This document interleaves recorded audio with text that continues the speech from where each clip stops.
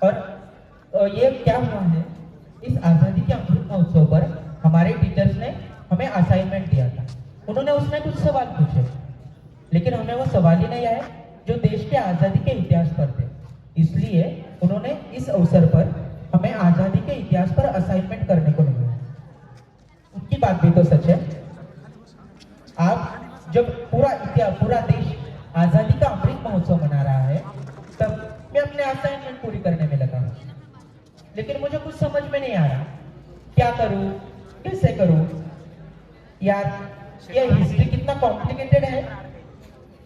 अगर ये कभी कोई कैरेक्टर होता और ये कहीं मुझे मिल जाए तो मैं उसे दोस्ती करूँ। अरे आजकल कोई मुझे पढ़ता ही नहीं है। अगर तुमने मुझे पढ़ा होता तो मैं तुम्हें कभी फेल ही नहीं होने देती। बट डोंट वरी, अब मैं आ गई हूँ ना, तुम मुझसे सवाल पूछते जाओ, मैं तुम्हें उसके जवाब देती जाऊंगी। क्या इतिहास के असाइनमेंट पूरी करने में मदद करेगा? क्या मैं कोई सपना तो नहीं देख रहा? ओ मिस्टर, ये कोई सपना नहीं है, हकीकत है, हकीकत तुम्हारा प्रेजेंट। और तुम अभी भी नहीं जागोगे तो इस पल को भी हिस्ट्री बनने में टाइम नहीं लगेगा। अच्छा, तो तुम यहाँ क्यों आए हो? तुम्हारी मदद करने। आजकल कोई मुझे पढ़ता ही नहीं है, इसलिए मैं खुद उनके पास जाकर उनसे दोस्ती करता हूँ। अच्छा, तो इतिहासाचार्य जी, मुझे बताइए, जितना मैंने इंटरनेट पे पढ़ा है, इस पूरे दुनिया में किसी ना किसी ने आज़ादी के लिए अपनी जंग लड़ी है। ये आज़ादी में ऐसा है भी क्या जो लोग अपनी कुर्बानी देने के लिए भी तैयार हो जाते हैं? तुम एक काम करो, तुम चलो मेरे साथ। कहाँ? क्लासरूम में। क्यों? मैं तुम्हें वहाँ 2 दिन तक, मतलब 48 आवर्स तक एक क्लास में बंद रखना चाहती हूँ। अरे नहीं, नो थैंक्स। तुम चलो मेरे साथ। ठीक है।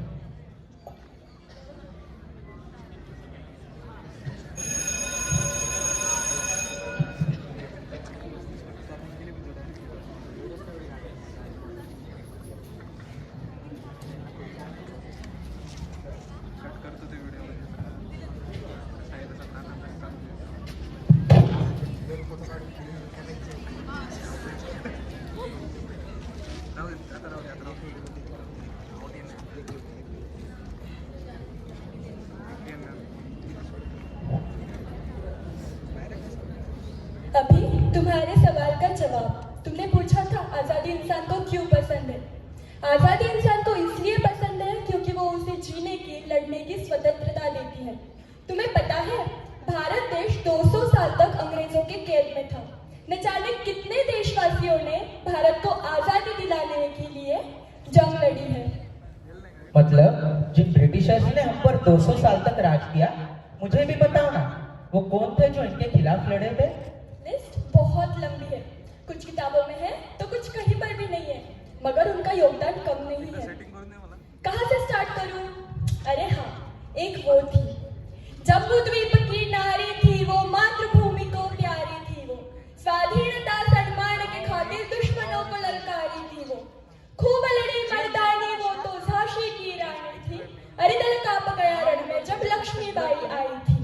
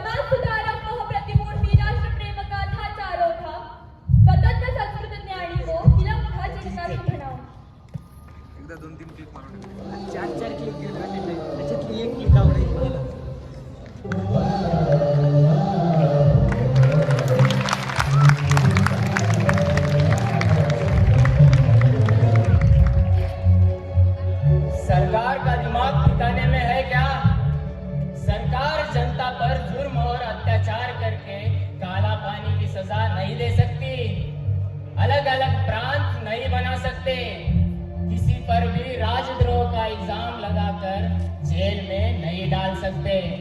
राज्य का मतलब किसी का प्रतिशोध लेना नहीं होता। राज्य में हर व्यक्ति अपने शासन का शासक होता है। मैंने देश में जागृति के लिए केसरी और मराठा नाम के अखबार निकाले। सरकार इसे राजद्रोह कहती है, कहे अरे मी नाई थामणार। राज्य कैसा होना चाहिए? जहां लोगों का फायदा हो। मैं इस देश में ऐसी सरकार चाहता हूं जो लोकशाही तरीके से चले और लोगों के हित की रक्षा करे। ये अंग्रेजी सरकार हम पर लादी गई क्रूर सरकार है। इन्हें लोगों से कोई ताल्लुक नहीं, ये लोगों का मन नहीं समझते, इन लोगों में हमदर्दी नहीं है। अगर सरकार का ऐसा ही रवैया रहा तो हमारे देश में स्वतंत्रता प्राप्ति की तड़प जाग उठेगी। अब हम खामोश नहीं रहेंगे। अब हमें स्वदेशी को अपनाना होगा और विदेशी का बहिष्कार करना होगा। मैं इस देश में क्रांति लाना चाहता हूँ। स्वराज्य हा माझा जन्मसिद्ध अधिकार आहे आणि तो मी मिळवणारच। कितीही संकटे आली, आभाळ जरी कोसळलं तरी त्यावर पाय ठेवून उभा राहील। जय हिंद, जय भारत।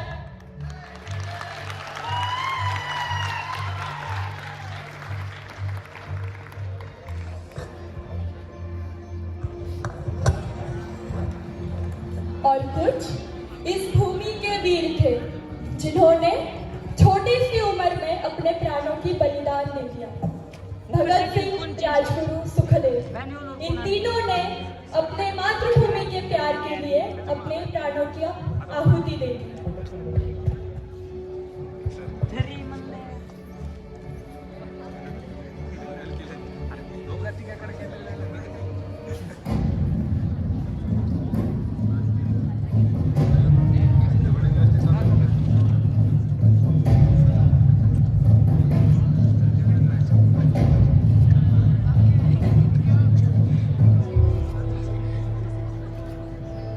जिसे इश्क था आजादी से, जिसे न मोह था जिंदगानी से, जिसे इश्क था आजादी से, जिसे न मोह था जिंदगानी से, जिसका महबूब ही देश था, जिसने प्रेम लिखा तो इनकलाब लिखा।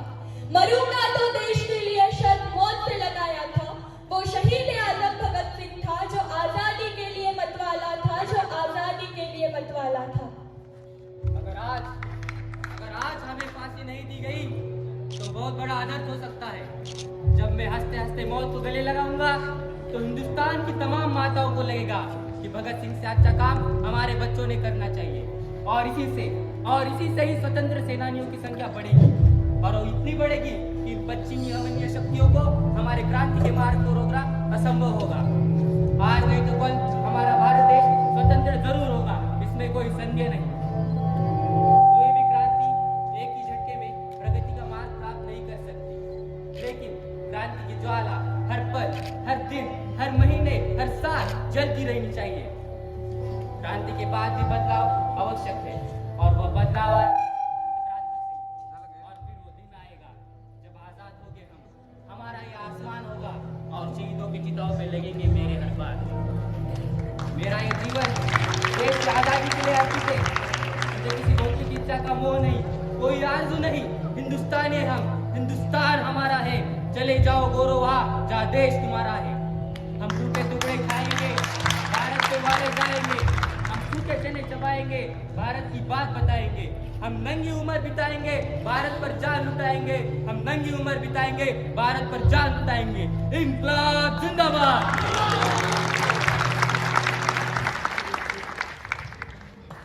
आजादी की इस जंग में जिन वीरों को हमने जाना था, उन वीरों में एक नाम राजगुरु का भी आया था।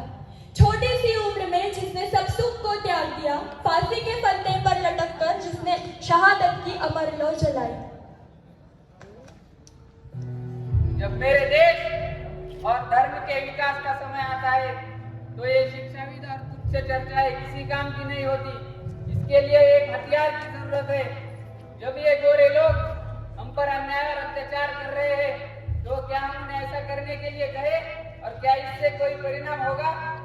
साइमन गो बैक का नारा लगाने वाले लाला लजपत राय, उनकी हत्या का बदला हम जरूर लेंगे। देखते हैं देश का मान कौन रखता है। आज फांसीगर में हमारी फांसी होगी। इस जवानी में वर्षों तक सड़ने से अच्छा है कि मौत की सजा दी जाए।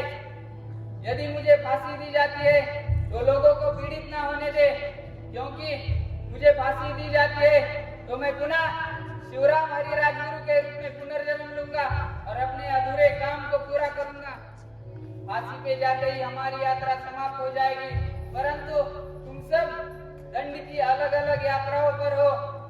दुख की बात है कि हमारी यात्रा एक पल में समाप्त हो जाएगी, लेकिन तुम्हारी यात्रा कई वर्षों तक कठिन होगी।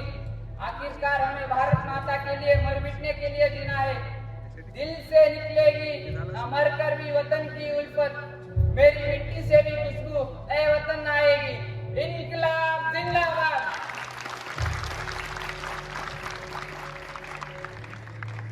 जन्म से ही जिन्हें तीव्र बुद्धि का वरदान था, अत्यंत साधक बाधक जिनकी सोच थी, मातृभूमि के लिए मृत्यु को हंसते हंसते जिन्होंने गले लगा लिया, ऐसे ये महान क्रांतिकारक सुखदेव। जुल्म करने वाले से ज्यादा जुल्म सहने वाला अधिक जिम्मेदार होता है, क्योंकि जुल्म सहन करके ये क्रूरता भरी प्रक्रिया को हरी बत्ती दिखाता है। सत्य पर अड़ने की क्या बात है अगर अत्याचारी अपनी आंखों से नहीं देखेगा। अंग्रेजों के खिलाफ जब तक ये मुट्ठी भर गोरे व्यापार के लिए हमारे देश में आए तब तक ठीक था, पर इन स्वार्थी लोगों ने हमारी देश दमन का इस्तेमाल करके हमारी देश की प्रजा को गुलाम बना दिया है। अब हम योगा का ये प्राथमिक कर्तव्य है कि हम हमारी जनता को उनकी भूमिका से अवगत कराएं और इन अंग्रेजों को उनकी जगह दिखा दें। मैंने मेरी मातृभूमि को अंग्रेजी पात्रत्व की बेड़ियों से मुक्त करने की चुनौती स्वीकार कर चुका हूँ और इसके लिए मुझे खून की आहुति देनी पड़े तो मैं खुद को कुर्बान कर दूंगा। अगर सरकार को यह गुनाह लगता है तो सरकार किन किन गुनाहों को सजा देगी।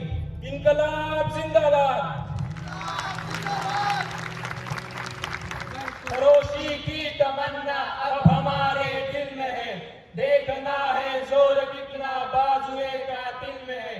वक्त आने दे बता देंगे तुझे आसमां, हम अभी से क्या बताए क्या हमारे दिल में है।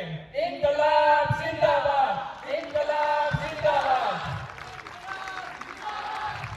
भगत सिंह, राजगुरु और सुखदेव, इन्हें 23 मार्च 1941 संध्या समय 7:23 को फांसी की सजा सुनाई गई।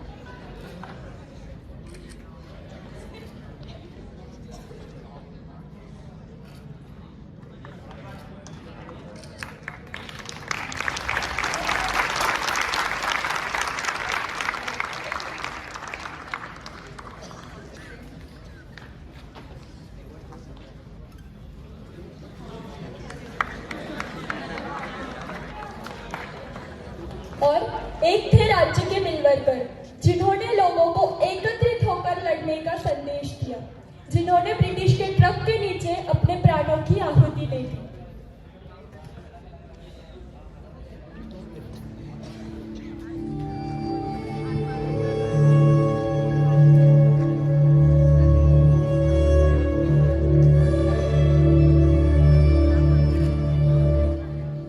दोस्तों, विदेशी सामानों को जलाओ और स्वदेशी का प्रयोग करो। हिंदू मुसलमान आपस में लड़ते हुए कोई समझदारी नहीं है। हम सबका खून एक है, इसलिए आपस में लड़ने के बजाय एकजुट होकर उस विदेशी शासक को उखाड़ फेंकेंगे। अगर हम इसी तरह से आपस में लड़ते रहे ना, तो फायदा उनका ही है। उनकी नीति ही यही है कि तोड़ो और जीतो। हम सबका खून एक है, हम सबका मांस एक है, फिर भी इसमें जाति, पंथ और नस्ल में भेदभाव करने की आवश्यकता ही क्या है? ईश्वर और अल्लाह एक ही शक्ति के दो रूप है। इसलिए मैं कहता हूँ दोस्तों, आपस में लड़कर खून बर्बाद करने के बजाय एकजुट होकर अपनी भारत माता को आजादी दिलाएंगे। आपस में द्वेष रखने के बजाय प्यार और भाईचारा बढ़ाए। वंदे मातरम।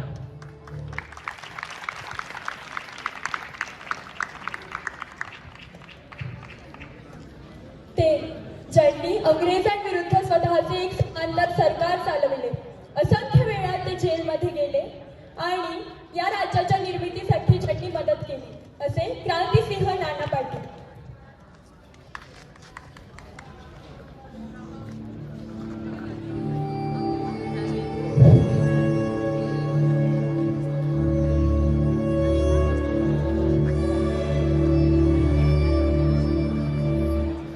भारत छोडो, भारत छोडो, भारत छोडो, अंग्रेजो भारत छोडो। बांधवांनो, 1942 ला जो आपला उठाव होता तो कोणत्याही ब्रिटिश माणसाविरुद्ध नव्हता, तर त्यांच्या पिळून खाण्याच्या, शोषण करण्याच्या पद्धती मोडून काढण्यासाठीच केला होता। आणि स्वतंत्र भारतामध्येही अशा पिळून खाण्याच्या, शोषण करण्याच्या प्रवृत्ती विरुद्ध, स्वकीयांच्या बेछूट वर्तनाविरुद्ध आपलं पत्री सरकार तितक्याच जोमाने आणि तितक्याच ताकदीने लढेल। मी कोणतीही अपेक्षा बाळगून या कार्यात पडलोच नव्हतो, तर कोणत्याही अपेक्षा भंगाचं दुःख मला का व्हावं? नियतीनं आपल्या देशासाठी जे कार्य करण्याची संधी मला दिलेली आहे, या संधीचा मी कृतार्थ आहे।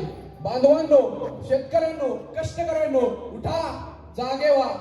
तुमचा लढा हा तुम्हालाच द्यायचा आहे। कोणताही परमेश्वर खाली येऊन तुम्हाला मदत करणार नाही। हा नाना पाटील म्हणजे काळाच्या विशाल सागरावरील एक क्षणभंगूर लाट आहे, केव्हा तरी नष्ट होईलच। पण या लाटेमुळे एका जरी कष्टकरी, शेतकरी, श्रमिक माणसाच्या आयुष्यात सौख्य, सौभाग्य आलं तर मी स्वतःला धन्य समजेल। आणि एक असं आहे की स्वराज्य आलंय, सुराज्य येण्यासाठी तडफड करूया। आपल्या जीवात जीव असेपर्यंत खरं स्वातंत्र्य आपल्याला तेव्हाच मिळेल जेव्हा कष्टकरी, शेतकरी, दलित, मजूर यांना सर्व सुखे मिळतील, त्यांची सर्व स्वप्ने पूर्ण होतील।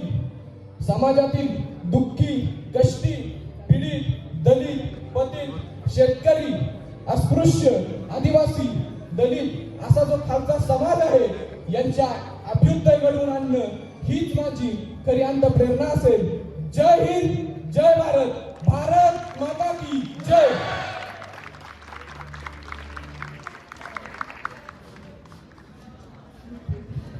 मर्दानी दगडाबाई, महाराष्ट्राच्या दगडाबाई, ज्यांनी असंख्य वेळा अनेक असे कार्य केले। निजामांच्या तावडीतून त्यांनी मराठवाड्याला मुक्त केले। मराठवाड्याला महाराष्ट्र आणि भारताशी जोडण्यासाठी त्यांनी अनेक प्रयत्न केले। अशा त्या ज्यांनी स्वतंत्र सैनिकांना असंख्य अशा मदती केल्या।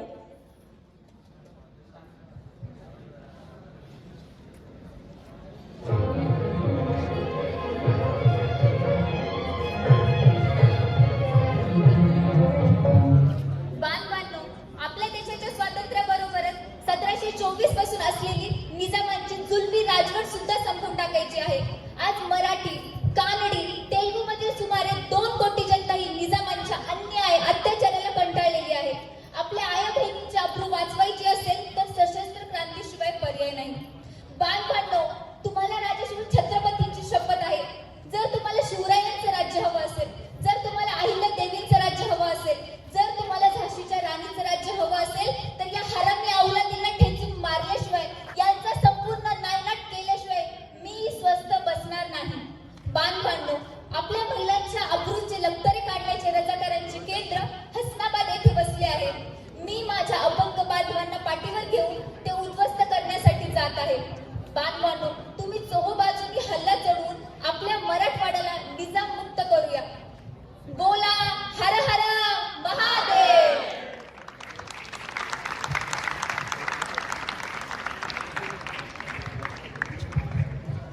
एक सबूत कटक में जन्मा भारत माँ का वो रखवाला, औंधे पद को ठुकराया जिसने पोस्ट हाउस का नाम निराला।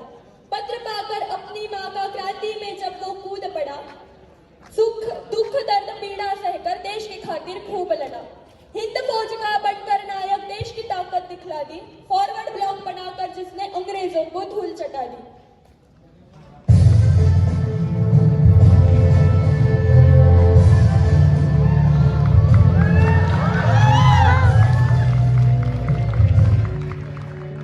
हमारा निशस्त्र प्रतिकार को विरोध नहीं है, लेकिन सिर्फ और सिर्फ निशस्त्र प्रतिकार से इस देश को आजादी नहीं मिल सकती।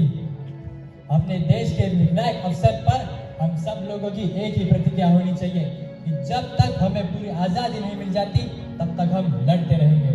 हमें हमारी आजादी हासिल करनी है और ये बात हमें भूलनी नहीं चाहिए। इस दुनिया में बिना कीमत चुकाए कुछ हासिल नहीं होता। आजादी की कीमत है शहादत।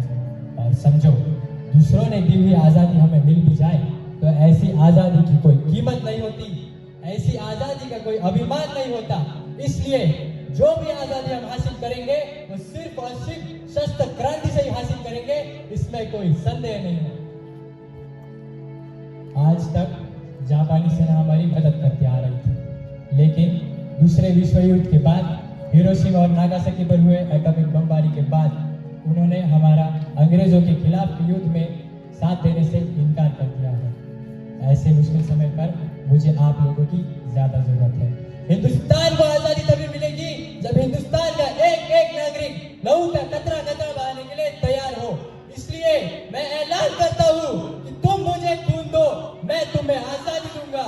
मेरे साथ एक बार दोहराइए, तुम मुझे खून दो, मैं तुम्हें आजादी दूंगा। जय हिंद, आजाद हिंद, जिंदाबाद जिंदाबाद।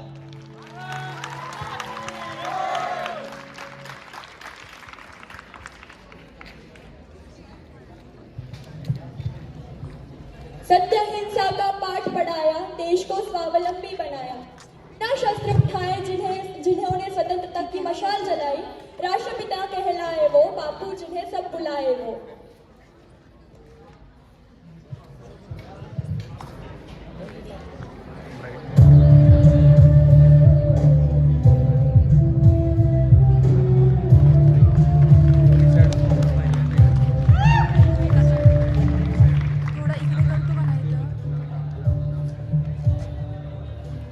अहिंसा में भय से मुक्ति नहीं मिलती।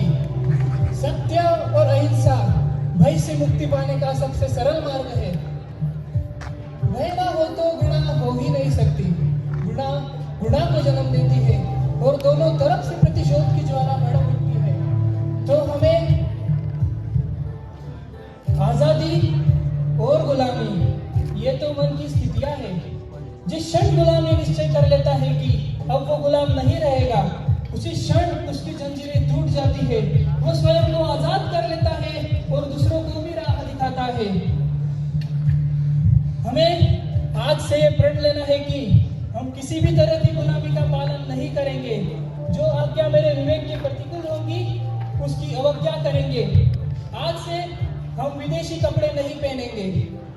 आज हमारे सामने जलने वाले शिव कुंड में हमें अपने कपड़ों का त्याग कर अंग्रेजों को यह दिखाना है कि वो हमसे जोर जबरदस्ती नहीं कर सकते और हमारी स्वतंत्रता नहीं छीन सकते। जब तक जीवित है तब तक अहिंसा के मार्ग के जरिए उनका विरोध करते रहेंगे और देश को आजाद करेंगे। शरीर की आखिरी सांस तक आमरण उपोषण करके उनका हृदय परिवर्तन करेंगे और देश को आजाद करेंगे। बोलो भारत माता की वंदे वंदे।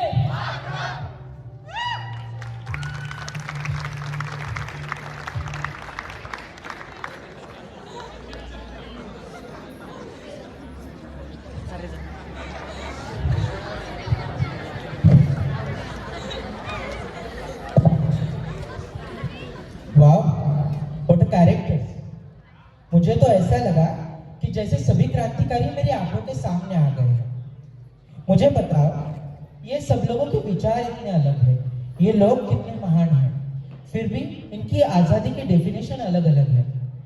ये लोग एक साथ देश के लिए लड़े कैसे? इनके रास्ते भले ही अलग थे, लेकिन इन सब की मंजिल एक थी, भारत को आजादी दिलाने की। और इन्हीं लोगों की वजह से आज हम भारत का आजादी का अमृत महोत्सव मना रहे हैं।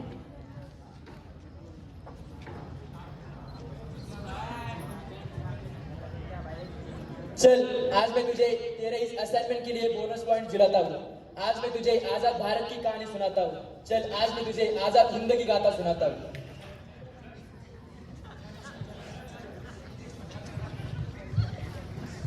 आजाद हिंद की गाथा 15 अगस्त 1947 से शुरू हुई। वो दिन जब हमारा देश 200 साल की गुलामी से आजाद हुआ।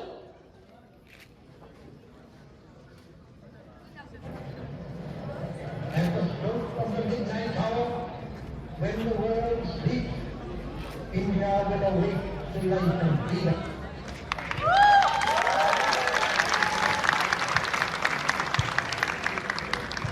डॉक्टर बाबा साहेब अम्बेडकर के संविधान को हमने 26 जनवरी के दिन लागू किया और भारत बना गणतंत्र।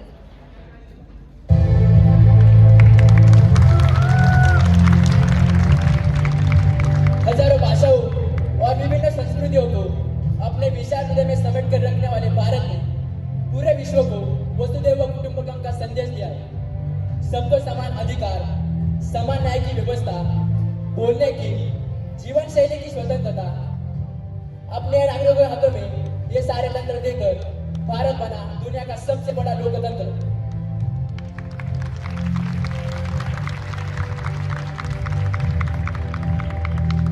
स्वतंत्र भारत के पहले चुनाव में सभी भारतवासियों ने अपना पहला वोट देकर अपने अधिकारों का उपयोग किया और चुनाव के इस पर्व को और मजबूत किया।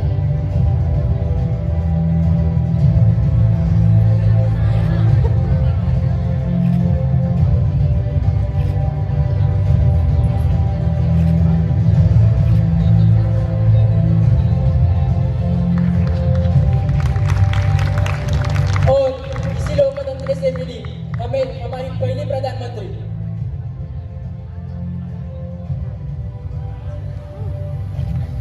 हमारी पहली महिला राष्ट्रपति,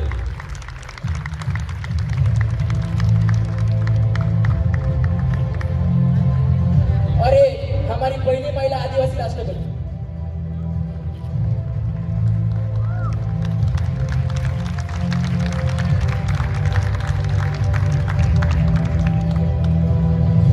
क्रांतियों की बात करें तो हर दशक में है क्रांति, लोक क्रांति, जन क्रांति और सामाजिक क्रांति के बीच कैसे भूले हम हरित और श्वेत क्रांति, जिससे आई खेतों और दूध उत्पादन की क्रांति।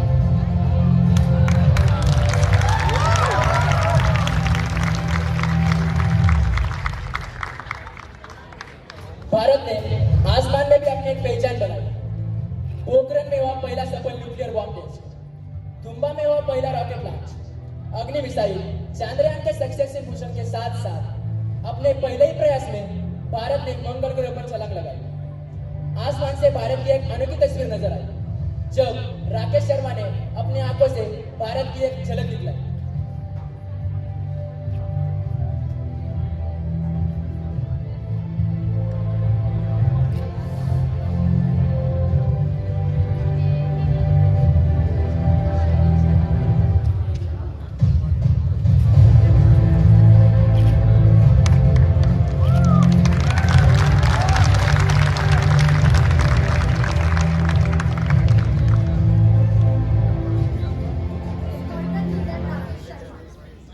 सारे राष्ट्र का ध्यान आपके तरफ। यह एक ऐतिहासिक कदम है। मुझे आशा है इससे हमारा देश अंतरिक्ष के प्रति जागरूक होगा। प्रश्न तो बहुत पूछने हैं आपसे, बट कुछ ही पूछूंगी। आप अपने अंतरिक्ष के अनुभव के बारे में कुछ बताना चाहोगे? जी जरूर। चांद पर भारत का झंडा लहराकर दिल में एक तसल्ली सी हुई है। पहला भारतीय अंतरिक्षवीर होने के नाते मैं सभी युवकों से ये निवेदन करना चाहूँगा कि वे इस रोमांच का अनुभव लेने का प्रयास जरूर करें। We saw the launching of your spacecraft with the fascination. We share your excitement.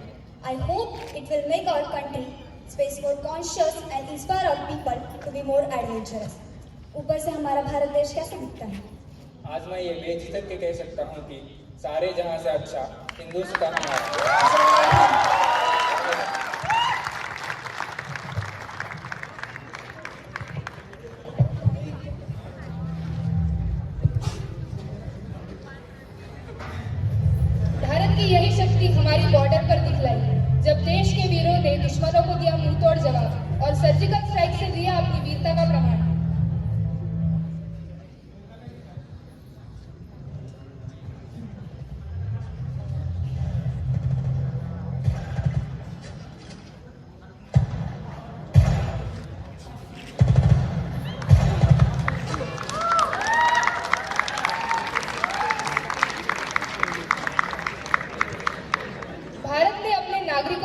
सम्मान के लिए भी कई क्रांतिकारी कदम उठाए, जैसे आर्टिकल 377 हटाकर पुरानी सामाजिक बेड़ियों को तोड़ दिया और LGBTQ कम्युनिटी को विशेष अधिकार दिए।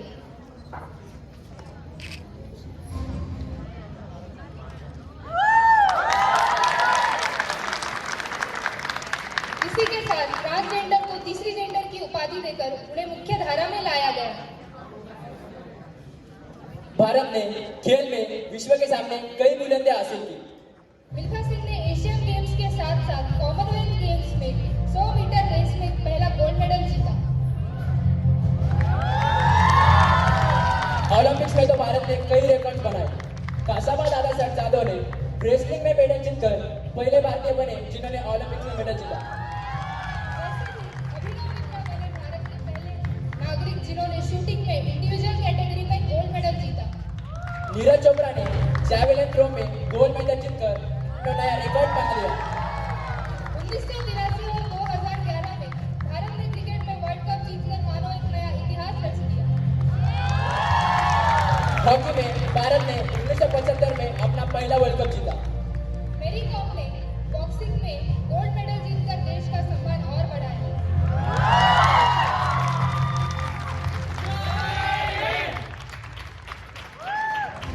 यूपीआई और आधार कार्ड ने आम आदमी को सशक्त किया।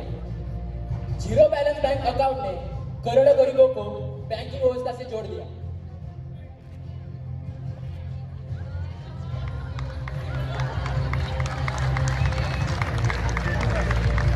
विश्व के सबसे बड़े रेल नेटवर्क ने हर भारतीय को एक दूसरे से जोड़ा।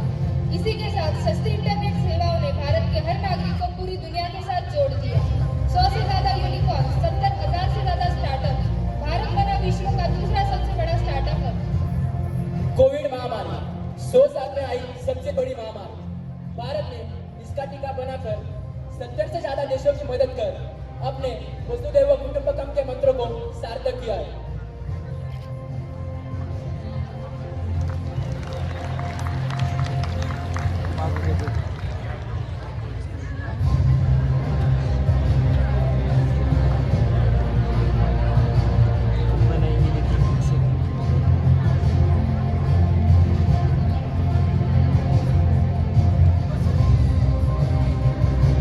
वसुधैव कुटुंबकम। मुझे आज पता चला हमारा देश पूरी दुनिया से अलग क्यों है, क्योंकि हम पूरे देश को परिवार जो मानते हैं। वाओ हिस्ट्री, इस असाइनमेंट की वजह से मुझे अपने देश का इतिहास पता चला। अगर इन 75 सालों में हमने इतनी प्रगति की है तो सोचो, अगर हम जब आजादी का शतक महोत्सव मनाएंगे तब हम किस ऊंचाई पे होंगे। लेकिन वहां तक पहुंचने के लिए अभी बहुत मेहनत करनी पड़ेगी। इन 75 सालों में भारत ने असंभव लगने वाली ऐसी कई ऊंचाइयां हासिल तो की है, लेकिन बहुत से काम अभी करने बाकी है। आजादी का अमृत महोत्सव हमें इसी सफलता और उपलब्धियों का जश्न मनाने का अवसर तो दे ही रही है, लेकिन साथ ही इतिहास में हुई गलतियों के कारण वर्तमान की कमियों पर काम करने के लिए भी प्रेरणा देता है। हमारा देश विश्व के सभी युवा देशों में अंतिम श्रेणी में नहीं आता, लेकिन यहाँ की 65% से ज्यादा आबादी 35 साल से कम उम्र की है। ये देश चाहे तो क्या कुछ नहीं कर सकता। इस देश के युवाओं और सभी सामाजिक वर्गों ने साथ मिलकर देश की समस्याओं को सुलझाने के लिए अपना योगदान देना चाहिए। गरीबी, असमानता, सांप्रदायिकता, स्वस्थ और अच्छी स्वास्थ्य सेवाओं की कमी और ग्रामीण भारत में रहने वाले लोगों की चुनौतियां, ऐसी कई समस्याएं हैं आपके सामने। हमारा देश दो भारत में बटा हुआ है, एक गरीब भारत और एक अमीर भारत, एक शहरी भारत तो एक ग्रामीण भारत। आधे से ज्यादा लोगों का जीवन गरीबी से लड़ते लड़ते बीत जाता है। जो इन जंजीरों को तोड़कर मुक्त हो जाता है, वो और भी शक्ति और सामर्थ्य के साथ अपने देश के विकास में अपना योगदान दे सकता है। अब आपकी और आपकी पीढ़ी के लिए एक असाइनमेंट है। आप एक ऐसे राष्ट्र का निर्माण कैसे करोगे जो सबके लिए समान हो, जो हर नागरिक को समान अवसर और समान संसाधन प्रोवाइड करे। जब तक गरीबी की अंतिम श्रेणी में खड़े आदमी को मूलभूत सुविधाएं नहीं मिल जाती, तब तक भारत आगे नहीं बढ़ सकता। अगर आप सब लोग इन चुनौतियों को दूर कर पाए तो भारत को विश्व गुरु बनने से कोई नहीं रोक सकता। अच्छा, तो मुझे लगता है कि अब तुम्हें तुम्हारे असाइनमेंट की सारी पॉइंट्स मिल चुके होंगे, तो मैं चलती हूँ। तो चलो दोस्तों, मैं भी चलता हूँ। वो इतिहास का असाइनमेंट पूरा करना है, लेकिन आप रुकना। हाँ, जाते जाते हमारा नया भारत देखते जाओ, हमारा आजाद और प्रगतिशील नया भारत देखकर जाओ।